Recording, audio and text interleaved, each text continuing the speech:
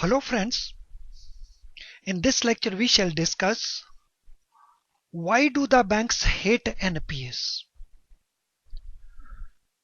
First of all, let us try to understand what is an NPA. NPA means non-performing asset. And non-performing asset can be a loan, it can be an investment. And it is an asset which is due to be repaid back by the borrower. But he does not pay even after lapse of 90 days. So such accounts, such investments are called non-performing asset. So an asset in the form of loan or investment which has fallen due for repayment, but borrower does not pay that money. So such accounts after a lapse of 90 days, after a period of 90 days become NPA. This amount to be returned, it may represent principal amount, it may represent interest amount or both. And this amount may be in full or in part. Let us see this example. Bank disbursed overdraft which is repayable at end of 6 month. Borrower paid interest only but not the principal. What will happen? Friends, after expiry of 90 days, from end of 6th month, this loan account, this overdraft, it will be classified as non-performing advance. Now, why do banks hate NPAs? Friends, according to global accounting practices, the banks cannot debit interest in NPA accounts.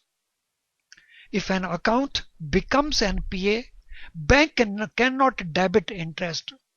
So this means their interest income on those loans stops. Not only that, banks are required to make a provision on outstanding balance in those accounts. And this provision range may differ from 15% to 100%. Provision means keeping some amount apart out of income earned from other assets, so that in case of need, if this NPA account has to be written off, the money should be available. So banks follow global accounting practices, and according to those practices, the banks cannot debit interest to NPA accounts. In addition, they also have to make provision. What is the impact? Let us see this example. Average assets 1 lakh crores. NPA portfolio 0%. Average rate of interest 10.5%. This means interest income will be 10,500. Interest expenses, we are assuming the average cost 6.5%. So interest expenses will be 6,500. The gap of these two, this is net interest income. And net interest income divided by average assets is called net interest margin. So net interest income is 4,000, average assets are 1 lakh. This means net interest margin is 4%. Now here we are assuming a position where NPA portfolio is 0. Now let us see the impact of accounts becoming NPA. So let us see this situation. Average assets continue to be 1 lakh. NPA portfolio we are assuming 5%.